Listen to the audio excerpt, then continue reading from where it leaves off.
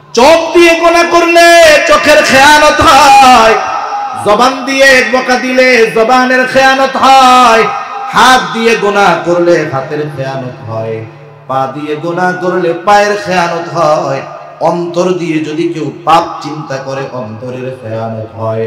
এই জন্য আল্লাহ তাআলাও বলেন ইয়ালামু খাইনাতাল আয়ুন ওয়া মা তুখফিস সুদূর। আল্লাহ তাআলা জানে তোমরা চোখের কি খেয়ানত করো, অন্তরের মধ্যে কোন জিনিসটা লুকায় রাখো আল্লাহ তাআলা জানে। এই বিষয়গুলো যদি আমরা একটু স্মরণ রেখে আমলে পরিণত করতে পারি, বুকে হাত দিয়ে বলা যাবে, শপথ করে বলা যাবে, ওই মুমিনটা প্রকৃত আমানতদার মুমিন হয়ে যাবে। আরে নামাজ পড়ে মিথ্যা কথা বলে এমন লোকের অভাব নাই, নামাজ পড়ে আমানতের খেয়ানত করে এমন লোকের অভাব নেই, নামাজ পড়ে ওয়াদা খেলাফ করে এমন লোকের সমাজের মধ্যে অভাব নাই। হজ করে আসছে হাজী সাহেব, নামাজও পড়ে, আবার অল্প কিছু হলেই বকাঝকা করে, বলেন তো এমন লোকের অভাব আছে নাকি? বরং সমাজে অনেক মুমিন পাওয়া যাবে, ওই মুমিনের মধ্যে এই চারটা মুনাফিকের আলামত পরিপূর্ণভাবেই পাওয়া যায়। মানুষের অনেক রোগ হয়, কিছু রোগ আছে এটার সিমটম আলামত সহজে প্রকাশ পায় না, আলামত গোপন থাকে, সহজে প্রকাশ পায় না, কিন্তু রোগের আলামত যখন প্রকাশ পায় তখন সুস্থ হওয়া কঠিন হয়ে যায়। এই রোগগুলোর মধ্যে একটা রোগ হলো ক্যান্সার। ক্যান্সার সহজে ধরা পড়ে না, দীর্ঘদিন শরীরের মধ্যে ক্যান্সারের জীবাণু বাসা বেঁধে ফেলছে, গোটা দেহের মধ্যে ছড়ায় গেছে, এখনো বোঝা যায় না। হঠাৎ শরীরের জিহ্বায় একটা ঘা হইছে, গায়ে একটা ঘা হইছে, যায় না, সারে না। স্বাভাবিকভাবে ছোট ফোড়া যদি হয়, ঘা যদি হয়, 1 সপ্তাহ 2 সপ্তাহ 1 মাসের মধ্যে ক্লিয়ার। দেখে ছোট্ট একটা ঘা, সপ্তাহ যায়, মাস যায়, 6 মাস যায়, যখন ঘা সারে না, বলেন তো যার ওই ঘাটা হয়, বলেন তো চিন্তা আছে না নাই? কক্সবাজার চলে গেছে বড় ডাক্তারের কাছে, পরীক্ষা নিরীক্ষা করে বলে কাজ হবে না, ঢাকায় চলে যান। ঢাকায় গিয়া ভালো ডাক্তারের পরামর্শে টেস্ট করার পরে ডাক্তার বলে অবস্থা খারাপ, আপনি তো দেরি করে ফেলছেন, এই ঘাটা তো সাধারণ কোনো ঘা না, এই ঘা ছিল আপনার ক্যান্সারের আলামত, অনেক দেরি করে ফেলছেন আপনি। এখন যদি কেউ ওই ক্যান্সারের রোগে আক্রান্ত হয়ে মারা যায়, সে যদি ইমানদার হয়, ক্যান্সারের রোগে যদি সে মারা যায়, তাকে জাহান্নামে যাওয়া লাগবে না। কিন্তু মুসলমান ভাইরে আমার, কোন মুমিনের মধ্যে যদি মুনাফিকের আলামতগুলো বিস্তার লাভ করতে পারে, ওই মুনাফিকের আলামতগুলো একটা সময় মুমিনের ঈমান ধ্বংসের কারণ হয়ে যায়। ওই আলামত যদি বিস্তার করে গোটা দেহের মধ্যে, তাহলে ওই আলামতগুলো এক সময় তারে বেঈমান বানায়। কারণ কবিরা গুনাহ, বড় গুনাহ যেগুলো, এগুলো যদি কেউ কবিরা গুনাহ মনে করে করে, যেমন হারাম খাওয়া কবিরা গুনাহ, কেউ যদি শুকরের গোশত হারাম মনে করে খায়, বড় গুনাহ হবে, তবে কিন্তু বেঈমান হবে না। কিন্তু কেউ শুকরের গোশত খায় না, কিন্তু খাওয়ারে জায়েজ মনে করে, একজন খাইয়া পাপী কিন্তু বেঈমান না, আর একজন না খাইয়া বিশ্বাসের কারণে বেঈমান, কোনো সন্দেহ নাই। এজন্য মুনাফিকের আলামতগুলো যখন কারো মধ্যে পূর্ণ বিস্তার লাভ করে, এক সময় ও মিথ্যাকে মিথ্যা মনে করে না, বলে মনে করে মিথ্যা জীবনের একটা অংশ। ওয়াদা খেলাফ করারে ওয়াদা খেলাফ করা মনে করে না, মনে করে জীবনের অংশ। আমানতের খেয়ানত করাকে পাপ মনে করে না, মনে করে এটা জীবনের অংশ। কথায় কথায় বকা দেওয়াটারে গুনাহ মনে করে না, মনে করে এটা স্বাভাবিক কথা। যখন এইগুলোকে বৈধ মনে করে করবে, ওলামায়ে কেরাম আছেন, জিজ্ঞাসা করে দেখবেন, এই কবিরা গুনাহকে যে গুনাহ মনে করে না, হারাম মনে করে না, পাপের কাজ মনে করে না, সে যে বেঈমান, এটাতে কোনো সন্দেহ নাই। এজন্য মুনাফিকের আলামত যদি কারো মধ্যে থাকে, ওই আলামত এক সময় ঈমান ধ্বংস করে ফেলতে পারে, বেঈমান বানায় ফেলতে পারে। আমাদের কারো মধ্যে যদি এই ত্রুটিগুলো থাকে, আমরা এগুলো থেকে নিজেদেরকে পাক সাফ করব ইনশাআল্লাহ। তাহলে আল্লাহ তাআলা এক নম্বরে ওয়াজ করতেছে, বান্দা তুমি আমানতদার হও, আমানতদার হকদারের কাছে ফিরায় দাও। নবীজিও বলতেছে, লা ঈমানা লিমান লা আমানাতা লা, যার মধ্যে আমানতদারিতা নাই তার ঈমান নাই। শুধু তাই না, আমরা তো এমন এক আমানতদার নবীর উম্মত, যেই নবী বিপদের মুহূর্তেও আমানতের খেয়ানত করে নাই। নবীজি যখন কাফেরদের মাঝে দাওয়াত দেন, চাচা দুনিয়া থেকে চলে গেল, ঘরের মানুষ খাদিজাতুল কুবরা দুনিয়া থেকে চলে গেল, কাফেরদের পথ পরিষ্কার, এখন মুহাম্মদকে হত্যা করতে গেলে কেউ বাধা দিবে না। কাফেররা পরামর্শ করেছে মুহাম্মদকে দুনিয়া থেকে বিদায় করে দেওয়া হবে। আল্লাহ তাআলাও আমার আপনার নবীজিকে জানায় দেয়, ও পয়গম্বর, অচিরেই আপনার হিজরত শুরু হবে, আপনি হিজরতের জন্য প্রস্তুত হন। কিন্তু কোন দিন, কোথায়, কোন সময় হিজরত হবে আল্লাহ তাআলা জানান নাই। কাফেররা পরামর্শ করছে আজ রাতেই মুহাম্মদকে দুনিয়া থেকে বিদায় করে দেওয়া হবে। প্রত্যেকটা গোত্র থেকে এক একজন যুবক এই হত্যাকাণ্ডে অংশগ্রহণ করবে, যাতে করে এক গোত্রের মানুষ অপর গোত্রকে দোষারোপ করতে না পারে। এই হত্যাকাণ্ডে সব গোত্রের মানুষ অংশগ্রহণ করবে। নবীজির ঘর চতুর্দিক দিয়ে ঘিরে ফেলল কাফেররা। আল্লাহ তাআলা জানায় দিলেন, পয়গম্বর, আজ রাতটাই হলো আপনার হিজরতের রাত। নবীজি ঘরের মধ্যে হযরত আলী রাদিয়াল্লাহু তাআলা আনহুকে বিছানায় শোয়া ঘরের দরজা দিয়ে বের হলেন। কাফেররা ঘিরে রাখছে, নবীজি বের হলেন। আল্লাহ তাআলা কাফেরদের চোখের উপরে পর্দা ফালায়া দিল। নবীজি বের হয়ে হিজরতের উদ্দেশ্যে রওনা হলেন। কিন্তু এই বিষয়টা জানার দরকার, নবীজিও খুব ভালো মতো জানতেন কাফেররা তার ঘরের চতুর্দিক দিয়ে ঘিরা রাখছে। নবীজিও জানতেন এই মুহূর্তে কত বড় চিন্তা, কত বড় পেরেশানি। এরপরেও নবীজি কেন নিজের জায়গায় আলী রাদিয়াল্লাহু তাআলা আনহুকে শোয়া রাখলেন? কারণ হলো, মক্কার কাফেররা যদিও নবীজির বিরোধিতা করত, কিন্তু নবীজির প্রতি তাদের এমন আস্থা ছিল যে কোনো দামি সম্পদ নিজের কাছে রাখার চাইতে নবীজির কাছে রাখাটাকে তারা নিরাপদ মনে করত। এই উপমহাদেশ ইংরেজরা শাসন করছে 200 বছর। কত বছর? 200 বছর। এর আগে 800 বছর শাসন করেছে মুসলমানেরা। ইংরেজরা ক্ষমতায় আসার পরে ইংরেজদের অনেক বড় বড় দার্শনিক, সাহিত্যিক, কবি আসছে দেশে দেখার জন্য যে 800 বছর এই দেশের মুসলমানেরা কেমন ভাবে শাসন করছে, এই শাসকদের অধীনে মুসলিমরা কিভাবে তাদের তাহজিব, তামাদ্দুন, সংস্কৃতি গড়ে তুলছে দেখার জন্য। একজন ঐতিহাসিক আসছেন, ইংরেজ ঐতিহাসিক। তিনি গোটা ভারত উপমহাদেশের বেশিরভাগ জায়গায় ভ্রমণ করার চেষ্টা করছে। মুসলমানদের মধ্যে তিনি ভ্রমণ করছেন বেশি। মুসলমানদের আখলাক, চরিত্র তাকে মুগ্ধ করেছে। উনি এখন চিন্তা করলেন, এই রকম সুন্দর চরিত্রের অধিকারী মুসলমানেরা কেমনে হইল। উনি এই বিষয়ে গবেষণা করতে করতে পাইলেন যে মুসলমানদের এই সুন্দর আখলাক, সুন্দর চরিত্রের পেছনে অবদান হলো মুহাম্মাদুর রাসূলুল্লাহ সাল্লাল্লাহু আলাইহি ওয়াসাল্লাম। উনি নবীজির জীবনী নিয়ে গবেষণা শুরু করলেন।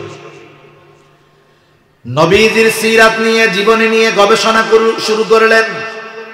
নিরপেক্ষভাবে নবীজির একটা জীবনীও তিনি লিখেছিলেন। একজন কাফের ওই জীবনীর মধ্যে নবীজির আমানতদারিতার বিষয়টাও উল্লেখ করেছেন। তিনি লিখতেছেন তার ভাষায় যে মুসলমানদের নবী মুহাম্মদ আমানতদারিতার ব্যাপারে এমন ছিলেন যে মুহাম্মাদের চূড়ান্ত দুশমন ও নির্দ্বিধায় মুহাম্মাদের কাছে তার দামি সম্পদটাকে আমানত রাখত।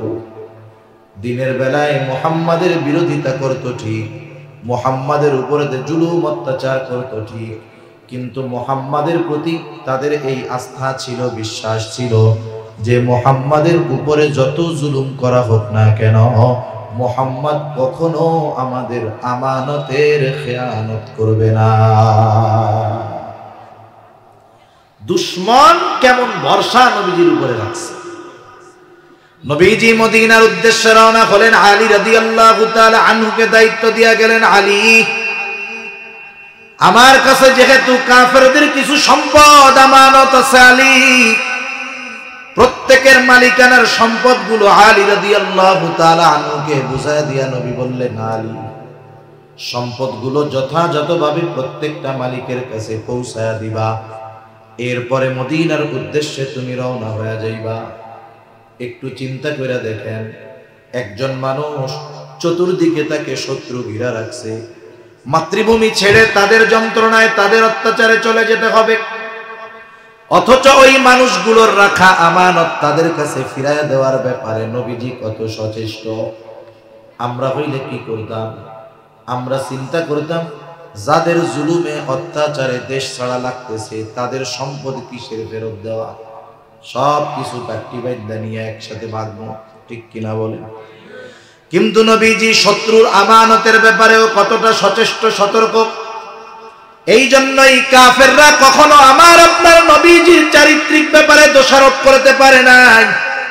মক্কার কাফেররা নবীর বিরোধিতা করেছে, কিন্তু কোনোদিন নবীর ব্যাপারে চারিত্রিক বিষয়ে দোষ দিতে পারে না। কাফেররা যেখানেই যাইতো মানুষদেরকে নবীজির দিক থেকে ঠেকানোর জন্য নবীজির ব্যাপারে তিনটা কথা বলতো। কয়টা কথা? এক নাম্বার বলতো মুহাম্মদ হলো জাদুকর, দুই নাম্বার বলতো পাগল, তিন নাম্বার বলতো কবি। মনে রাখবেন, এই তিনটার কোনোটাই কোনো ব্যক্তির ব্যক্তিগত। আমরা সেই আমানতদার নবীর মুহাব্বতের উম্মতের আমানতের অবস্থা কি একটু চিন্তা করা দরকার। আমাদের আমানতদারিতার অবস্থা খুব করুণ, অথচ এই আমানতদারিতা হলো মুমিনের জীবনের সাথে, অঙ্গ প্রত্যঙ্গের সাথে, সব কিছুর সাথে জড়িত থাকবে। অবিচ্ছেদ্য একটা অংশ হলো এই আমানত, অথচ এটার ব্যাপারে আমাদের কোনো খবর নেই। এখন বলেন, আমানতদার হওয়ার দরকার আছে না নাই? আরো জোরে বলেন, আছে না নাই? কারা কারা আমানতদার মুমিন হওয়ার জন্য তৈয়ার? নারায়ে তাকবীর। একটু আস্তে বলেন, নারায়ে তাকবীর, নারায়ে তাকবীর। আগে জানতে হবে তাহলে আমানতদার যদি হতে হয় কোন কোন ক্ষেত্রে আমানতদারিতার গুণ অর্জন করতে হবে। এগুলো না জানলে আমানতদার হওয়া সম্ভব নয়। এক নাম্বার, আমানতদারিতা হয় লেনদেনের মধ্যে, লেনদেনের মধ্যে হয় আমানত। আমরা অনেক সময় জানি লেনদেনের আমানতের বিষয়টা কম বেশি আমাদের জানা আছে। একজন একজনের কাছে সম্পদ রাখছে, সম্পদটা যথাযথ সময়ে ফিরায় দিবে, সে হলো আমানতদার। তবে আমানতদারিতার ক্ষেত্রে একটা বিষয়ে সতর্ক থাকার দরকার। কেউ আমার আপনার কাছে 500 টাকার একটা নোট দিয়া বলছে, হুজুর এটা কিন্তু আমানত। এখন আমার এই সুযোগ নাই ওই 500 টাকার নোটটা দিয়া বাজার কইরা বাড়ির থেকে আরেকটা নোট আমি তাকে ফিরাইয়া দিব, এই সুযোগ নাই। বরং যেই টাকাটা আমার কাছে আমানত রেখেছে ওই টাকাটাই আমাকে সংরক্ষণ করতে হবে। এ বিষয়ে কম বেশি জানা আছে। তবে সদ্য কিছুদিন আগে দুনিয়া থেকে বিদায় নেওয়া এক আল্লাহর ওলির ব্যাপারে একটু বলে আমি সামনের দিকে যাব। হাটহাজারীর মুহতামিম ইয়াহইয়া রাহমাতুল্লাহি আলাইহি, বর্তমান মুহতামিমের আগের মুহতামিম আল্লামা আহমদ শফি রাহমাতুল্লাহি আলাইহির পরের মুহতামিম আল্লামা ইয়াহইয়া রাহমাতুল্লাহি আলাইহি, ইয়াহইয়া সাহেব। উনি যখন দুনিয়া থেকে চলে গেছে, খুবই আমানতদার মানুষ ছিলেন। উনি যখন দুনিয়া থেকে চলে গেছে, ওনার সন্তানেরা ওনার সম্পদ টম্পদ কি কোথায় আছে খুঁজতেছে। ছেলেরা বলতেছে যে আব্বার এই জিনিসপত্রগুলো খুঁজতে গিয়ে আমরা দেখি আজ থেকে 30 বছর আগের টাকা। কত বছর আগে? 30 বছর আগের টাকা, কাগজে মোড়ায় লেখা। অমুক আমার কাছে এই তারিখে এই কয় টাকা রাখছে, টাকা সহ কাগজ সহ ভাস করে রেখে দেওয়া। সুবহানাল্লাহ। কেমন মানুষ আমাদের নিকট অতীতেই ছিল, অবাক করা বিষয়। আমি এদিকে লম্বা কথা বলবো না, কারণ এটা মোটামুটি আমাদের সকলের জানা আছে। তাহলে এক নম্বরে আমরা আমানতদার হব লেনদেনের ক্ষেত্রে। অনেক সময় বিষয়টা এমন হয়, আমার কাছে একজন সম্পদ পায়, যে পায় তার মনে নাই। আল্লাহ তাআলার নির্দেশ হলো, তোমার মনে আছে, তুমি নিজ দায়িত্বে তাকে তার মালটা ফিরায় দাও। একজন বাজারে গেছে দোকানদারের কাছে মাল সামানা কেনার জন্য, দোকানের মধ্যে ভিড়। দোকানদারের কাছে গিয়ে বলে, ভাই আমারে তেল দাও, সাবান দাও, চিনি দাও, লবণ দাও। বিল হইছে কত? বলে 1000 টাকা। বলে খাতায় লিখে রাখো। দোকানের মধ্যে ভিড়, দোকানদারের লিখতে মনে নাই, খাতার মধ্যে তাই তার নামে টাকাও লেখা নেই। 5 দিন পর এই আল্লাহর বান্দা দোকানে গেছে টাকা ফেরত দেওয়ার জন্য, বাকি টাকা। যায় বলে, ভাই খাতা দেখেন তো আমার নামে কোনো বাকি আছে নাকি? দোকানদার খাতা ডাটা উল্টায় দেখে, না ভাই আপনার নামে কোনো টাকা লেখা নেই। কারণ ক্রেতার ভিড়ে দোকানদারের লিখতে মনে নাই, এটা স্বাভাবিক হতেই পারে, ঠিক কিনা বলেন? এইবার শয়তান যদি তারে ওয়াসওয়াসা দেয়, কি করবে? মনে মনে বলবে, ওর যেহেতু মনে নাই তাহলে মনে হয় না দেওয়া জায়েজ আছে। নিজে নিজে মুফতি সাহেব সাইজা বলবে, ওই তো বলছে আমার কাছে পায় না, তাহলে পায় কেন? যা, ওটা আর দেওয়া লাগবে না। অথচ আল্লাহ তাআলার নির্দেশ হলো, আনতু আব্দুল আমানাতি ইলা আহলিহা, তুমি আমানত তার হকদারের কাছে ফিরায় দাও। এই জন্য অনেক সময় এমন হয়, অনেকের সম্পদ তার না জানা সত্ত্বে আমার আপনার কাছে থাকে। আল্লাহ তাআলার নির্দেশ, তুমি নিজ দায়িত্বে তার মালটা ফিরায় দাও। মনে রাখবেন, দুনিয়ায় যদি তার মালটা আমি অন্যায়ভাবে ভোগ করি, কিয়ামতের দিন তার এই দায়টা আমাকে নেকি দিয়ে পরিশোধ করা লাগবে। এজন্য দুনিয়াতে একটু কম খাই, আখিরাতে যেন ধরা পড়তে না হয়, ঠিক কিনা বলেন? আরে দুনিয়ার ধরা এখান থেকে ফাঁক ফোকর দিয়ে বের হওয়া যায়, আখিরাতে ধরা পড়লে বের হওয়ার কোনো উপায়। এজন্য অনেক ভাই আছে বোনের সম্পদ মাইরা খায়। আপনাদের এলাকায় আছে নাকি এরকম? আছে না? আহারে, এই যে কি এক সম্ভব! আল্লাহ রাব্বুল আলামিন মানা করেছে, ওয়ারিসি সম্পদ ভোগ করবা না, অন্যায় ভাবে ভোগ করবা না। আমাদের সমাজে অনেক আছে বোনদেরকে সম্পদ বঞ্চিত করে, ঠিক না? কারণ পিতার সম্পদে ছেলের যেমন হক, বোনেরও তেমন হক, এটা নির্ধারণ করেছেন কে? আল্লাহ তাআলা বলেন, ইউসিকুমুল্লাহু ফি আওলাদিকুম লিযযাকারি মিসলু হাউযিল উনসায়াইন। দুই বোন যা পাবে এক ভাই তাই পাবে, সহজ হিসাবে বললাম। এই ব্যাপারে চূড়ান্ত ফয়সালা দিয়েছেন কে? আর একটু জোরে বলেন না কে? আল্লাহ। এখন বাপ মারা গেছে, মনে করেন বাপ মারা যাওয়ার পরে ভাই বড়, দুইটা বোন আছে, বোন দুইটার বিবাহ হয়ে গেছে, ভাই বড়। বাবা মারা যাওয়ার পরে এই বড় সন্তানের করণীয় কি? 1 নাম্বার, বাবা মারা যাওয়ার পরে তার দাফন কাফনের ব্যবস্থা করবে। 2 নাম্বার, দাফন কাফনের পরে বাবা যদি কোনো ঋণ থাকে ঋণ পরিশোধের ব্যবস্থা করবে। 3 নাম্বার, বাবা যদি কোনো ওসিয়ত করে গিয়ে থাকে ওসিয়ত।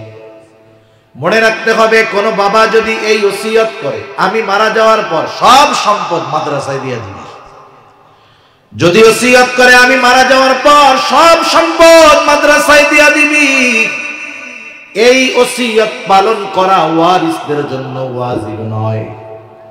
ওসিয়তটা যদি সমুদায় সম্পদের সর্বোচ্চ 3 ভাগের 1 ভাগ হয়, তাহলে এই ওসিয়ত পালন করা ওয়ারিসদের উপরে ওয়াজিব। এইবার ওসিয়ত পালন করার পর যেই সম্পদ থাকবে, এই সম্পদগুলো যথাযথভাবে ওই পিতার ওয়ারিসদের মাঝে বন্টন করে দিতে হবে। ওইখানে সবার হক আছে, একজন খাওয়ার চেষ্টা করলে হবে না। কিন্তু আমাদের অঞ্চলে হয় আর কি করে, বোনরা তো একটু আবেগপ্রবণ, মায়া দয়া বেশি অন্তরে, শ্বশুর বাড়িতে টাকা পয়সা আছে, এদিকে আর খোঁজ খবর নেয় না। বছরে 2 একবার বাবার বাড়িতে ভাইয়ের বাড়িতে বেড়াতে আসে, আম কাঁঠাল দুধ ভাত খাওয়া পাঠায় দেয়, আবার বলে আগামী বছর কিন্তু টাইম মতো চলে আসো। এভাবে পার হয়ে গেছে 15 বছর। মানুষের হায়াত জীবন এক সময় এক গতিতে চলে না, এটাও নদীর স্রোতের মতো, জোয়ারের মতো। এই তো জোয়ার, এই তো ভাটা। বোনদের টাকা পয়সা অনেক ছিল, এখন অভাব। সন্তানদের লেখাপড়া করাতে হবে, টাকা পয়সার দরকার। 2 বোন এসে ভাইয়ের কাছে এবার বলে, ভাই বাবার সম্পদে তোমার যেমন হক আমাদেরও তেমন হক। 15 বছর পার হয়ে গেছি, বাড়ি ভাড়া সব তুমি একা খাইছো, কোনো কষ্ট নাই। দোকানের ভাড়া একা খাইছো, কষ্ট নাই। জমির ফসল একা খেয়েছো, কোনো দাবি নাই। কিন্তু এখন থেকে আমাদের হকটা আমাদেরকে বুঝায় দাও। আর যদি সম্পদগুলো তুমি রাখতে চাও তাইলে যথাযথ মূল্য দিয়ে দাও। বলেন তো, এই কথাটা শুনবার পরে ভাই খুব খুশি হয়ে যাবে। হ্যাঁ, খুশির ঠেলায় বলবে না, ওরে বাবা এতকাল আমার মাথার উপরে এই সম্পদের আমানতের পাহাড় ছিল, এখন তোমরা আমারে নিয়ে হালকা বানায়া দিলা, এটা বলবে না। না, মুখটারে পোড়া বানায়া বলবে, হায় রে এতকাল সম্পর্ক ছিল, আজকে সম্পর্কটাও শেষ করে দিবি। আগে যখন বোনরা বেড়াইতে আসতো, ভাগনা ভাগ্নি আসতো, বলতো 10 দিন থাকা লাগবে, আগে যাওয়া যাবে না। সম্পদ হক বুঝে নিয়ে যাওয়ার পর বোন ভাগনা ভাগ্নি বেড়াইতে আসলে ঘরে ঢোকার আগে বলে, যাবা কখন?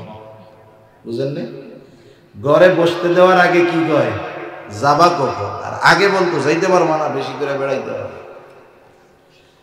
মনে রাখতে হবে, এই ধরনের সম্পদ যারা নিজে ভক্ষণ করার চেষ্টা করে, কিয়ামতের দিন অবস্থা বড় খারাপ। আমি আর ওই দিকে যাব না। 1 নাম্বার লেনদেন হয়, লেনদেনের মধ্যে আমানত। 2 নাম্বার কথাটাও কিন্তু হয় আমানত। নবীজি সাল্লাল্লাহু আলাইহি ওয়াসাল্লাম বলেন, ইদা হাদ্দাসার রাজুলু তুম্মা ইলতাফাতা ফাহিয়া আমানাতুন। যখন কোনো মানুষ কথা বলে আর এদিকে সেদিকে তাকায়, ফাহিয়া আমানাতুন, ওই কথাটাও আমানত হয়ে যায়।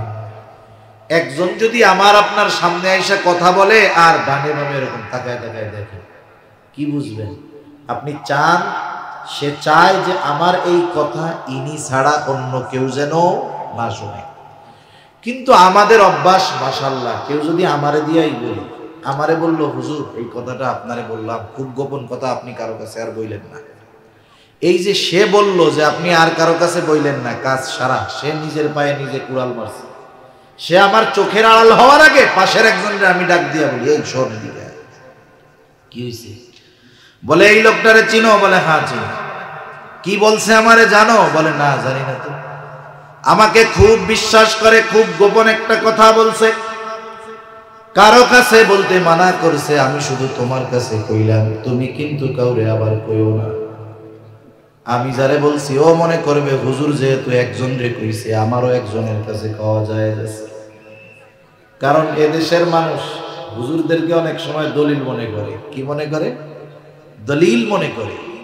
একজন আলেম একটা কাজ করছে, ভুল হতে পারে, সাধারণ মানুষ মনে করে এই কাজটা ঠিক, ঠিক না হইলে কি হুজুর করছে নাকি? ও মনে করছে যেহেতু হুজুর আমার কাছে বলছে, হুজুরেও তো কইছিল যে কারো কাছে কইয়েন না, হুজুর একজনের কাছে কইছে না, আমারও একজনের কাছে মনে হয় বলা জায়েজ আছে। ও এবার আর একজনের ডাক দিয়া বলে, এই হুজুররে চিনো? বলে হ্যাঁ চিনি, খুব ভালো মানুষ। বলে আমারে খুব ভালোবাসে, বিশ্বাস করে, অমকের ব্যাপারে আমার কাছে এই কথাটা বলছে, আমি তোমারে বললাম তুমি কাউরে বইলো না। এই আমল চলতে থাকবে, যে যার কাছে বলে বলে আমি তোমাকে বললাম তুমি কাউরে কইও না। দেখা যাবে সকালের কথা দুপুর হইতে হইতে পৌঁছায় গেছি 100 জনের কাছে। এখন বলেন তো আমি বলছিলাম কয়জনের কাছে? কথা পৌঁছাইছে 100 জনের কাছে। তার মানে আমার খেয়ানত আর একটা নাই, একটা নাই।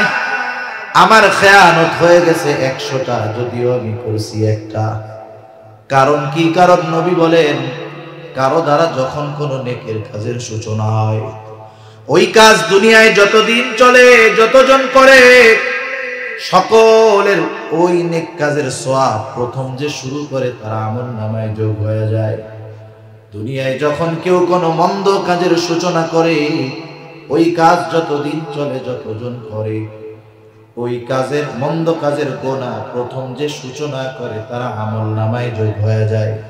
এই হাদিসের লাস্টে নবীজি বলেন, আদম আলাইহিস সালামের প্রথম হত্যাকারী সন্তান এই দুনিয়ায় যে প্রথম হত্যা সংগঠিত করেছে অন্যায়ভাবে, কিয়ামত পর্যন্ত এই জমিনে যত অন্যায় হত্যাকাণ্ড হবে, যত হত্যাকাণ্ড বিচার বহির্ভূত হবে, ক্রস ফায়ারে হবে, অন্যায়ভাবে হবে, কিয়ামত পর্যন্ত সব হত্যাকাণ্ডের গুনাহ আদম আলাইহিস সালামের প্রথম হত্যাকারী সন্তানের আমলনামায় যোগ হয়ে যাবে। সেই জন্য সাবধান। আমার আপনার কাছে কেউ যদি কোনো কথা বলে আর এদিকে সেদিকে তাকায়, তাহলে যেই কথা বলবে সেটা আমার আপনার কাছে কি হবে? জোরে বলেন তো। আমার। তবে আবার সমস্যা আছে।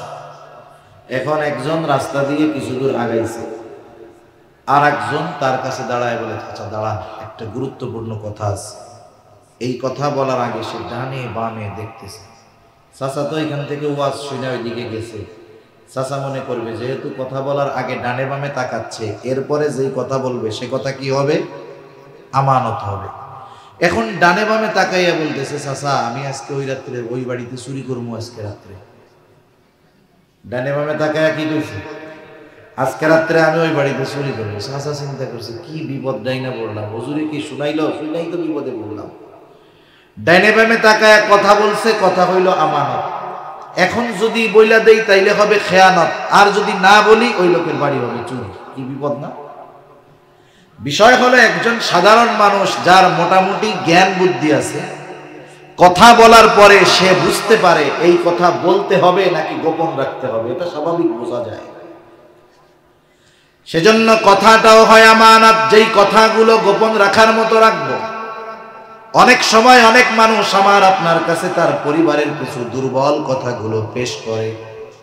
বাস্তবতা কি জানেন? ওলামায়ে কেরামকে মানুষ অনেক বিশ্বাস করে। অনেক সময় অনেক মানুষ এমনও ফোন দিয়ে বলে, হুজুর এত যন্ত্রণায় আছি, আপনারা তো বাহির থেকে দেখেন খুব ভালো আছি, কিন্তু বাসার ভিতরে আমার সন্তান স্ত্রী এরা একসাথে মিলে আমাকে পিটায়। এখন বলেন, আপনার কাছে কেউ এরকম কথা একটা বলল, দুঃখের কথা, এই কথার মধ্যে তার সম্মান নিহিত আছে না? সমাজের মানুষ তাকে সম্মানিত জানে, কিন্তু আপনি তার কষ্টের কথাটা জানেন, এটা তো আপনার কাছে আমানত। আমরা অনেক সময় কি করি, সম্পর্ক ভালো থাকলে তার ওই কথাগুলোরে গোপন রাখি, কিন্তু যখন তার সাথে একটু সম্পর্ক খারাপ হয়, ওই কথাটাকে আমরা অস্ত্র হিসাবে ব্যবহার করি। বলে, হ্যাঁ তুমি বেশি লাফাইও না, আমি তো জানি তোমার ঘরের অবস্থা কি। বলে কি বলে না এরকম? বলেন তো, নবীজি কি শত্রুর আমানতের খেয়ানত করছে? মানে আমরা কেন শত্রু হলেও তার সাথে খেয়ানত করব? এই অভ্যাস কখনোই করব না ইনশাআল্লাহ। 3 নাম্বার দায়িত্ব হয় আমানত। দায়িত্ব আমানত। এখন তো এমন এক জামানা, মানুষ দায়িত্বের জন্য প্রতিযোগিতা করে, আবার টাকা দিয়ে মানুষ দায়িত্ব কিনতেও চায়। আমাদের অঞ্চলে একজন চেয়ারম্যান হয়েছে, চেয়ারম্যান হওয়ার আগে প্রায় 5 কোটি টাকা ব্যয় করেছে। ওকে যদি জিজ্ঞাসা করা হয় কেন চেয়ারম্যান হইছো, বলেন তো, ও বলবে নাকি গম চুরি করার জন্য হয়েছে? কি বলবে? জনগণের সেবা করার জন্য হয়েছে। যেই লোক নির্বাচিত হওয়ার আগে 5 কোটি টাকা খরচ করতে পারে, তার কি জনসেবা করার জন্য কি চেয়ারম্যান হওয়ার দরকার আছে নাকি? সে তো এমনিই তো কোটিপতি, চাইলেই তো পারে, ঠিক কিনা বলে? তার মানে দায়িত্বটা যদি নেওয়া যায় খুব ভালো লাগে, এইটা হলো মূল বিষয়। কিন্তু সুষ্ঠুভাবে যদি দায়িত্ব আসে, দায়িত্ব যদি পালন করে, তাতে তো সমস্যা নেই। অথচ এমন এক জামানা ছিল যেই জামানায় মানুষকে পিটায়াও দায়িত্ব দেওয়া যেত না। আল্লাহর নবীর একজন সাহাবীর ব্যাপারে এমন ঘটনা আছে, মজলিসের মধ্যে মিটিং হয়েছে তার অনুপস্থিতিতে, যে তাকে একটা দায়িত্ব দেওয়ার দরকার। যেই সাহাবীর ব্যাপারে আলোচনা হয়েছে সে কিন্তু উপস্থিত নাই, সে জানেও না। যারা আলোচনার মজলিসে, তাদের মধ্য থেকে একজন ওই সাহাবীর কাছে গিয়া বলে, শোনো, তোমার ব্যাপারে মাশওয়ারা হয়েছে, আলোচনা হয়েছে, রাষ্ট্রের ওই দায়িত্বটা তোমাকে দেওয়া হতে পারে। দেওয়া হয় নাই, শুধু কি হয়েছে বলেন, আলোচনা হয়েছে। ও শুনছে যে আমারে যদি এই দায়িত্ব দিয়া দেয় তাহলে তো সর্বনাশ। রাত্রের মধ্যে গাঠি গুঠি নিয়ে এলাকা ছেড়ে পালায় চলে গেছে, দায়িত্ব দিবে এই ভয়ে। আমার আপনার কলিজার টুকরা ইমাম আজম আবু হানিফা রাহমাতুল্লাহি আলাইহি চাবুকের আঘাত সহ্য করেছে, তবু কিন্তু দায়িত্ব সে গ্রহণ করে নাই। একদিন খলিফা মনসুরের সাথে ইমাম আজমের দেখা। খলিফা মনসুর ইমাম আজমকে প্রস্তাব দিল, আবু হানিফা, আপনি প্রধান বিচারপতির দায়িত্ব গ্রহণ করেন। প্রধান বিচারপতির চেয়ারটা ফাঁকা। সবার সামনে প্রস্তাব দিয়েছে খলিফা। ইমাম আবু হানিফা সবার সামনেই প্রস্তাবটাকে ফিরায়া দিছে। খলিফা প্রস্তাব দিছে, ইমাম আবু হানিফা সাথে সাথে প্রস্তাবটা ফিরায়া দিছে। খলিফার মেজাজটা গরম হয়ে গেছে, হাতের মধ্যে চাবুক। খলিফা ইমাম আজম আবু হানিফার গায়ে চাবুক দিয়ে একটা আঘাত করছে। খলিফা রাজপ্রাসাদে ফিরে গেল। খলিফা মনসুরের চাচা বলে, ও মনসুর, কাজটা তুমি ভালো করো না, ইমাম আবু হানিফার গায়ে চাবুক দিয়ে আঘাত করেছো, কাজটা ভালো করো না, ক্ষমা চাও। মানুষ যখন রাগে থাকে, রাগে তখন শীতানোর কারণ হয়, ঠিক কিনা বলে? আমাদের সমাজে, গ্রাম অঞ্চলে অনেক সময় হয়, দেখবেন স্বামী স্ত্রীর মধ্যে ঝগড়া লাগছে। আপনাদের এদিকে লাগে কম বেশি? লাগে, স্বাভাবিক লাগে, সব জায়গায় কম বেশি হয়, গ্রামে একটু বেশি হয়। শয়তানের যে মিশনগুলো, এর মধ্যে অন্যতম একটি মিশন হলো স্বামী স্ত্রীর মধ্যে বিচ্ছেদ করা, আবার অবৈধভাবে ওই স্বামী স্ত্রীর মিলায়া দিয়া গোটা সমাজের মধ্যে ওয়ালাদুজ জিনা, জারত সন্তানের বিস্তার ঘটানো। এটা শয়তানের একটা মিশন। এই জন্য দেখবেন একজন মনে করেন জমিনে কাজ করে, কৃষি কাজ করে, কৃষক প্রচন্ড গরমের মধ্যে কাজ করে আসছে, তার অসুস্থতা, রোগ, খুব মেজাজটাও গরম। জমিনে কঠোর রৌদ্রের মধ্যে কাজ করে আসলে কষ্ট হয় না? বাড়িতে আসছে, এইবার স্ত্রী খানা রান্না করে দিয়েছে। স্বামীর সামনে যখন খাবার দিছে, ওই পরিশ্রমী কৃষক খানা যখন খাইতে বসতে, রান্না করেছে সব ঠিক আছে, কিন্তু লবণ দেয় নাই। বলেন তো, রান্না যত ভালো হোক, মশলা যত দেওয়া হোক, লবণ যদি না দেয় মজা হবে নাকি? পাশে লবণের বাটিও আছে, সমস্যা কি? লবণ হয় নাই। সমাধানের বস্তু পাশে আছে না নাই? লবণ নিলেই তো খালাস, শেষ। কিন্তু শয়তান আইসা মাথার মধ্যে ঢুকায়, দেখছো কি রান্না করে, তুই এত কষ্ট মষ্ট করে আসলি, তরকারি রান্না করছে, লবণ দেয় না। এখন সমস্যা সমাধানের জন্য লবণ ছিল, লবণ নিলে মোটামুটি কমপ্লিট, ঝামেলা শেষ। শয়তান রাখায় দিতেছে, কি বলে, হ্যাঁ কি রান্না বান্না করবে, খাওয়া নিয়ে যায় না। মহিলারা কষ্ট কইরা আগুনের চুলার পাশে বৈশা 3 বেলা রান্না কইরা খাওয়ায়, যে কষ্ট, এটা মা বোনরা ভালো বোঝে। মহিলাও তো কষ্ট করছে, স্বাভাবিক মেজাজ তো সব সময় সবার একরকম থাকে না। মহিলা বলতেছে, তরকারিতে নাইলে ভুলে লবণ দেই নাই, পাশে তো লবণ আছে, নিলেই তো হয়ে যায়। এবার শয়তান তোর মুখে মুখে তর্ক করে, এইবার শয়তান উত্তেজিত করে দিচ্ছে, বলে, এই কত বড় সাহস, মুখে মুখে তর্ক করো। এইভাবে এক পর্যায়ে দুজনের মধ্যে তর্কাতর্কি, ঝগড়া শুরু হয়ে যায়। এইবার আশেপাশের লোক সব জমা যায়, আসে না দেখতে, চারিদিক দিয়ে ঘিরে দাঁড়ায়, কেমন যেন চতুর্দিকে ঘিরে স্টেডিয়ামে খেলা দেখতে দাঁড়াইছে আল্লাহর বান্দারা। এখন দেখেন বল খেলা দেখছেন আপনারা? বল খেলা যখন হয়, ফুটবল খেলা যখন হয়, চারদিক দর্শক দাঁড়ায় থাকে, দর্শকের নজর শুধু বলের দিকে, এরকম খালি দেখায় আর দেখে বল।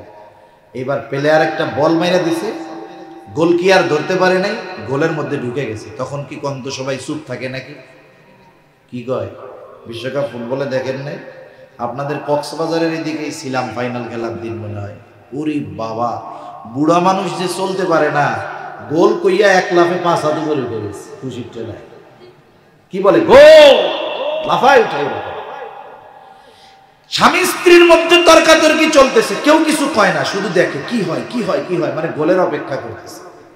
এইবার রাগের ঠেলায় যখন ওই বেটা মানুষটা স্ত্রীকে বলে দেয়, যা তোর 14 গোষ্ঠী ধরে দিয়ে দিলাম। এইবার পাশের থেকে আরে কাকা কি করলেন। এখন বলেন তো, যখন দুইজনের মধ্যে ঝগড়া চলতেছে, মহিলারা যদি মহিলাটারে নিয়ে একটু দূরে চলে যায়, পুরুষরা যদি পুরুষটারে নিয়ে দূরে চলে যায়, এই অঘটনটা হয়তো বা ঘটতো না। ঠিক কিনা বলেন? আমরা সমাজের মানুষের অভ্যাস হলো এটা, কেউ বিপদে পড়তেছে, ও মরা মরা ভাব, ও চিন্তা করে আগে একটু ফেসবুক লাইভ দিয়া নেই, আমারটা ভাইরাল হইলেই তো আমার নাম হয়ে গেল। এই যে স্বামী স্ত্রীর মধ্যে তালাক যখন হয়ে গেছে, বলে যে চাচা আপনি করলেন কি, আপনার 3টা পোলা আছে, একটা মাত্র দুধ খায়, এখন তো আর চাচি আপনার নাই। শয়তান এবার চলে গেছে, এক মিশন শেষ। একটু পরে ঘুরে ফিরা আবার দুজনের কাছে আসছে, এবার হলো নসিহত করতেছে। আরে কি হয়েছে, রাগেটাকে একটু দিয়ে দিছে, অসুবিধা নেই। এখন যদি তোর এই বউ চলে যায়, তোর মেয়ের কি হবে, তোর বাচ্চার কি হবে? এই দুধ খাওয়া শিশু বাচ্চারা তো দুধ না খেয়ে মরে যাবে। এই যে মহব্বত ঢুকায় দিচ্ছে। এইবার ওলামায়ে কেরামের কাছে গিয়ে বলে, হুজুর কি হয়েছে? কয় এই কাজ তো করে ফেলছে। কেন করছিস? কয় হুজুর রাগে করছি। কিসে করছি বলেন না? রাগে করছি। মানুষ তো রাগে পড়েই এমন কাজ করে যাতে তার গোটা জীবন পস্তানো না। এজন্য একটা জিনিস আমরা সিদ্ধান্ত, একটা জিনিস জীবনের জন্য পণ করব, যে কখনো কোনো সিদ্ধান্ত রাগান্বিত অবস্থায় নিব না। এটা ভালো হোক আর মন্দ হোক, ভেবে চিন্তে এরপরে আমরা সিদ্ধান্ত নিই। খলিফা মনসুর রাগে চাবুক দিয়া বাড়ি মারছে, কিন্তু রাগ যখন চলে গেছে তার মধ্যে অনুতপ্ততা কাজ করতেছে। খলিফা মনসুর নিজে গিয়ে ক্ষমা চাবে ইমাম আবু হানিফার কাছে, লজ্জার ব্যাপার। প্রধান সহকারীকে ডাক দিয়ে বলে, যা ইমাম আবু হানিফার কাছে গিয়ে তুই আমার কথা বলবি। খলিফা লজ্জিত, মাপ চেয়েছে। যাওয়ার সময় হাতের মধ্যে 1 থলে স্বর্ণ মুদ্রা দিয়ে বলে, শোনো, ইমাম আবু হানিফার কাছে ক্ষমা চাইবা, সাথে সাথে বলবা খলিফা এই 1 থলে স্বর্ণ মুদ্রা আপনাকে হাদিয়া দিয়েছে। আপনি যদি এই হাদিয়া গ্রহণ করেন, তাইলে খলিফা নিশ্চিত হবে যে আপনি তাকে ক্ষমা করেছে। লোকটা আসছে খলিফার ইমাম আবু হানিফার কাছে। ইমাম আবু হানিফার কাছে এসে গিয়ে বলে, ইমাম, খলিফা মনসুর লজ্জিত, আপনার কাছে ক্ষমা চেয়েছে। ইমাম আবু হানিফা তিনি তো নবীজির সিরাতের অন্যতম এক ধারক, নবীজির সিরাতের অন্যতম ধারক, নববী আখলাক তাদের মধ্যে ভরা। ইমাম আবু হানিফা সাথে সাথে বলছে, মাফ করে দিলাম। এইবার লোকটা বলে, আপনি যে মাফ করলেন, আপনি নাইলে নিশ্চিত, কিন্তু খলিফা বিশ্বাস করবে কেমনে? 1 থলে স্বর্ণ মুদ্রা আপনাকে হাদিয়া দিয়েছে, গ্রহণ করেন, তাইলে খলিফা নিশ্চিত হবে আপনি তাকে মাফ করে দিয়েছেন। ইমাম আবু হানিফা হাদিয়া গ্রহণ করে না, বারবার চাপ দেয়, বলে নেন। এক সময় বলে, হাদিয়া আপনি রাখেন, তবে আপনি মানুষদেরকে দান সদকা করে দিয়েন, আপনার ব্যবহার করা লাগবে না। ইমাম আবু হানিফা বলে, শোনো, তোমার কাছ থেকে এই স্বর্ণ মুদ্রা রাখবার পর আমি ব্যবহার করি নাকি অন্য কাউকে দিয়ে দেই, বিষয়টা এমন নয়, বরং তোমার খলিফা জানবে ইমাম আবু হানিফা আমার হাদিয়া গ্রহণ করেছে, সেজন্য এটা গ্রহণ করার কোনো সুযোগ নাই। লোকটা যখন আরো জোরাজুরি করতেছে, ইমাম আবু হানিফা এবার তাকে জিজ্ঞাসা করে যে, তোমার খলিফা যে আমারে এত স্বর্ণ মুদ্রা হাদিয়া দিল, এটা পাইল কোথায়? প্রত্যেকটা দেশের শাসক যারা, তাদের রাষ্ট্র থেকে একটা নির্দিষ্ট ভাতা আছে না নাই? আপনারা জেনে থাকবেন, করোনাকালীন সময়ে ইংল্যান্ডের একজন প্রধানমন্ত্রী, কি ক্যামেরন যেন নাম তার, পত্রিকায় আসছে যে সে প্রধানমন্ত্রী তো ছেড়ে দিতে চায়। কেন? বলে সে যা ভাতা পায় তা দিয়ে তার সংসার চলে না, এই জন্য কি করবে, প্রধানমন্ত্রিত্ব ছেড়ে দিবে। এখন জিজ্ঞাসা করতেছে, কোথায় থেকে পাইলো এইটা বলো। এত স্বর্ণ মুদ্রা কোথার থেকে পেল? এইবার লোকটা বলে, ইমাম উনি কোথার থেকে পাবে? বাইতুল মাল তথা রাষ্ট্রীয় কোষাগার থেকে দিয়েছে। ইমাম আবু হানিফা এবার আরো কঠোর হয়ে গেলেন।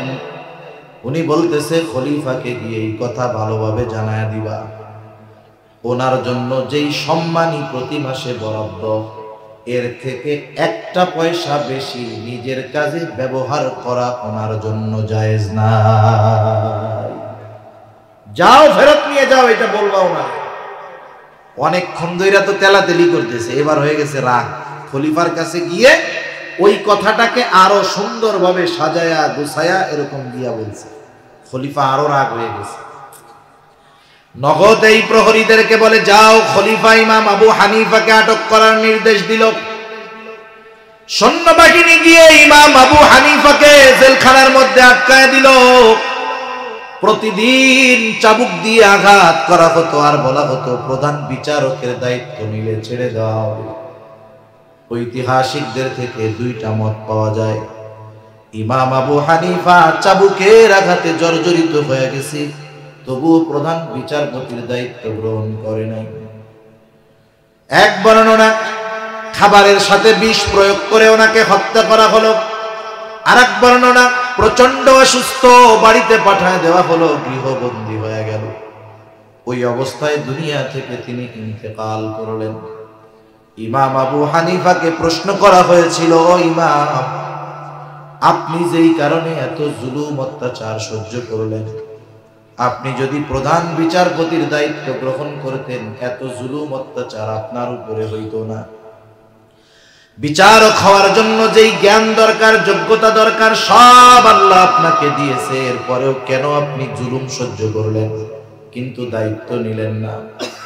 ইমাম আবু হানিফা বলেন, শোনো, আমি যেই দায়িত্ব নেই ওই দায়িত্বের ব্যাপারে আল্লাহ কিয়ামতে জিজ্ঞাসা করবে না। আমি যেই দায়িত্ব নেই নাই সেই দায়িত্বের ব্যাপারে আল্লাহ কিয়ামতে আমাকে জিজ্ঞাসা করবে না। কিন্তু ওই দায়িত্ব নেওয়ার পরে যদি আমার দ্বারা কোনো বিচার হয়ে যাইত, কিয়ামতের দিন আল্লাহর সামনে অপরাধীর কাঠগড়ায় দাঁড়ানো লাগতো। ইমাম আবু হানিফার ওই হাদিস ভালো মতো জানা আছে, আবু দাউদের হাদিস। নবীজি বলেন, আমাদের কাউকে যখন কোনো দায়িত্ব দেওয়া হয়, ওই দায়িত্বের সে যদি সুচ পরিমাণ খেয়ানত করে, সুচ পরিমাণ, নবীজি বলেন কিয়ামতের দিন তাকে খেয়ানতের বোঝা নিয়ে আল্লাহর সামনে উপস্থিত হতে হবে। সেই জন্য যে কোনো দায়িত্বের ব্যাপারে সচেতন থাকার দরকার, কারণ দায়িত্ব আমানত, সাথে সাথে শরীয়তের বিধি বিধান আমানত। আল্লাহ তাআলা বলেন, ইন্না আরাদনাল আমানাতা আলাস সামাওয়াতি ওয়াল আরদি ওয়াল জিবাল ফাআবাইনা আন ইয়াহমিলনাহা ওয়া আশফাকনা মিনহা ওয়া হামালাহাল ইনসান। আল্লাহ তাআলা বলেন, আমি এই আমানত আসমানের কাছে, জমিনের কাছে, পর্বতের কাছে পেশ করলাম। তারা প্রচন্ড ভীত সন্ত্রস্ত হয়ে গেল, এই আমানত তারা বহন করলো না। ওয়া হামালাহাল ইনসান, মানুষ এই আমানত বহন করলো। মুফাসসিরিনে কেরাম বলেন, কি সেই আমানত? কোন কোন মুফাসসির বলেন সেই আমানত হলো কোরআন, কোন কোন মুফাসসির বলেন সেই আমানত হলো শরীয়তের বিধিবিধান। একই কথা, কারণ মুমিনের বিধিবিধান হলো কোরআন, কোরআনই হলো মুমিনের সংবিধান। ঠিক কিনা বলেন? এই জন্য আল্লাহ তাআলার সব আদেশ নিষেধ এগুলো আমানত। আদেশ নামাজ পড়তে হবে, আদেশটা কার? আর একটু জোরে বলেন না, কার? কেউ যদি নামাজ না পড়ে, এক নম্বরে আদেশ অমান্য করে আল্লাহর। আল্লাহর আদেশ অমান্য করলে খেয়ানত হয়। সাথে সাথে যেইটার আদেশ ছিল সেই নামাজ আদায় না করার কারণে আলাদা গুনাহ আছে না নাই? আল্লাহ তাআলা নিষেধ করছে, বান্দা সুদ খায়ও না। সুদ যদি খায়, এক নম্বরে আল্লাহ তাআলার নিষেধ অমান্য করা হয়। এই নিষেধটা হলো আমানত। আবার সুদ খাওয়ার কারণে আলাদা গুনাহ আছে না নাই? এই জন্য শরীয়তের সকল বিধিবিধান আমানত। আমার আপনার জানমাল এটাও আমানত। আল্লাহ তাআলা বলেন, ইন্নাল্লাহা আশতারা মিনাল মুমিনিনা আনফুসাহুম ওয়া আমওয়ালাহুম বিআন্না লাহুমুল জান্নাহ। আল্লাহ তাআলা বলেন, নিশ্চয় আল্লাহ তাআলা মুমিনের জানমাল জান্নাতের বিনিময়ে কিনে নিয়েছেন। কিনবেন এমনটা বলেন নাই, কিনে নিয়েছেন। কেনা বেচা হয়ে গেছে, তবে মালিকানা কেনা বেচা হয়ে গেলে মালিকানা কি থাকে নাকি? থাকে না। একটা উদাহরণ দিলে বুঝতে সহজ হবে। কষ্ট হইতেছে নাকি আপনাদের? তাকবীর দেন, নারায়ে তাকবীর, নারায়ে তাকবীর। এখন আপনারা যদি রাত 1টা পর্যন্ত থাকেন, আমি তো থাকবো না, আর অল্প কিছু সময় আপনাদের কষ্ট দিব। মনে করেন একজন আল্লাহর বান্দা ফজরের নামাজ পড়ে হাঁটতে বেরিয়েছে, কিছু দূর হাঁটছে, ওই রাস্তার মোড়ের কাছে গিয়ে দেখে এক আল্লাহর বান্দা একেবারে কচি কদু নিয়ে বসে আছে। কদু চিনেন তো? আপনাদের এলাকায় পাওয়া যায়। এটাকে আপনাদের কদু বলে না লাউ বলে? কদু বলে, কদু। এখন যারা একটু দিনদার প্রকৃতির মানুষ, এরা জানে নবীজির পছন্দের এক তরকারি হইল কদু। এই কদুর অনেক উপকারিতা আছে। যাদের হার্টের সমস্যা, কোলেস্ট্রলের সমস্যা, কোলেস্ট্রল থেকে অনেক রোগ হয়, এই যে ব্রেন স্ট্রোক, হার্ট স্ট্রোক, এগুলো রক্তে শর্করা চর্বি জমার কারণে হয়। এই কদু যদি খায় তাহলে এর দ্বারা অনেক উপকার হয়। অনেকের হাই প্রেশার আছে, ব্লাড প্রেশার হাই, উচ্চ রক্তচাপ, এই কদু এটার নিয়ন্ত্রণ করে। অনেক উপকার আছে এর মধ্যে। নবীজির প্রিয় এক তরকারি ছিল। উপকার যত থাক, আমরা খাবো কেন? নবীজির পছন্দের তরকারি, এই জন্য। ঠিক কিনা বলেন? তাইলে সুন্নাত হবে আর উপকারগুলো ফাও পাওয়া যাবে, ফ্রি পাওয়া যাবে। এখন উনি কদু দেখছে, একেবারে জালি কদু, ওনার পছন্দ হয়েছে দেখা ফজরের নামাজ পড়ে হাঁটতে বের হয়েছে। পকেটে টাকা নাই, তবে কদুর মালিকের সাথে পরিচয় আছে। এখন জিজ্ঞাসা করতেছে, কদুর দাম কত? বলে, চাচা আপনি নিলে 50 টাকা। কয় টাকা? 50 টাকা। মুরব্বী বলতেছে, ঠিক আছে আমি তোমার কদুটা কিনলাম, তবে টাকাটা আমি 1 ঘন্টা পরে দিব। তুমি আসো 1 ঘন্টা? বলে, আমি 1.5 ঘন্টা এই জায়গায় আছি। তাহলে আমি কদুটা কিনলাম, এটা তোমার কাছে এখন থাক, আমি টাকাটা 1 ঘন্টা পরে দিব। চাচা এবার চলে গেছে। এখন বলেন তো, কদুওয়ালার কাছে কদু আছে, চাচার পকেটে কদুওয়ালার টাকা আছে। যতই কদুটা কদুওয়ালার কাছে থাক, কিন্তু কদুর মালিকানা কি আছে? 1 ঘন্টার চুক্তি এখানে। এখন যদি 1 ঘন্টা আগে কেউ আইসা ওরে পাম মারে যে 50 টাকা না রে, চাচা তোরে ঠগাইছে, আমি তোরে 80 টাকা দিব, দিয়া দে। বলেন তো, 80 টাকা পাইয়া ওর বেচার অধিকার আছে নাকি? নাই, কারণ ওই কদুর উপরেই তো মালিকানা ওর নাই। এখন দেখেন, যেহেতু জিনিস তার কাছে আছে কিন্তু জিনিস ব্যবহারের অনুমতি নাই। কেন? কারণ এখন ওইটা ওর কাছে আমানত আছে। কি আছে বলেন? আমানত আছে। আল্লাহ তাআলা জান আর মাল কিনে নিয়েছেন জান্নাতের বিনিময়ে। জান্নাত আল্লাহ তাআলার কাছে আছে, আমার জান্নাত আমার কাছে আছে। কদুওয়ালার কদু বেচার যেমন কোনো অধিকার নাই, আমার আপনারও জানমাল ব্যবহার করার কোনো বাস্তবে অধিকার নাই। কারণ আমানতের জিনিস ব্যবহার করা যায় না। কিন্তু আল্লাহ তাআলা বান্দাকে সুযোগ দিয়া দিলেন, ও আমার গোলাম, আমার এই আমানত জানমাল আমি তোমাকে ব্যবহার করার অনুমতি দিলাম। এখন এই আমানত হইয়া গেল নিয়ামত। তবে একটা শর্তে বান্দা, এই জানমাল গোনার কাজে ব্যয় করতে পারবা না। তুমি নিজে খাও, অপররে খাওয়াও, কোনো অসুবিধা নাই। তুমি তোমার পরিবার পরিজনের জন্য ব্যয় করো, কোনো অসুবিধা নাই।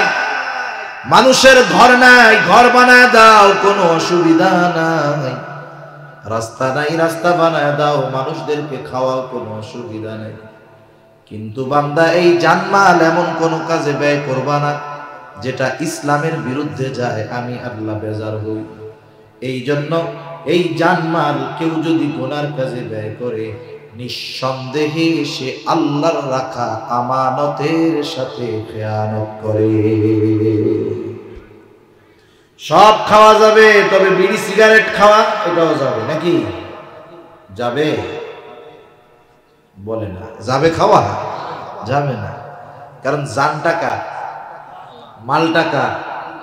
আমরা কত খারাপ লোক, আমরা আল্লাহর দেওয়া মাল দিয়া আল্লাহর দেওয়া জানের ক্ষতি করি। বিড়ি সিগারেট খেলে উপকার হয় নাকি না ক্ষতি হয়?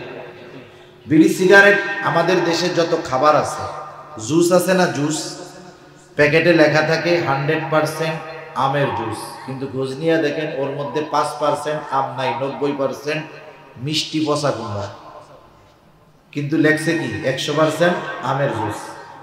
অধিকাংশ প্যাকেটজাত যেই খাবার আছে ওর গায়ে যে উপকারের কথা বা লেখা থাকে এগুলো সব মিথ্যা কথা। একটা জিনিসের প্যাকেটে খালি সত্য কথা লেখা থাকে, সেটা হলো সিগারেটের প্যাকেট। এই জায়গায় সত্যই মিথ্যা কথা লেখে না, একবারে সত্য কথা লেখে। মনে করেন এক সিগারেটের দাম ছিল 2 টাকা, প্যাকেটের গায়ে লেখা কি ধূমপান স্বাস্থ্যের জন্য ক্ষতিকর। এখন সরকারের কিন্তু মনিটরিং সেল আছে, সারা দেশের মধ্যে খোঁজ খবর রাখে কোন জিনিসের বেচা কেনা বেশি হয়। দেখে মানুষজন ভাত চাল ডাল তরকারি না খাইলেও বিড়ি সিগারেট মাশাআল্লাহ খুব ভালো মতো খায়।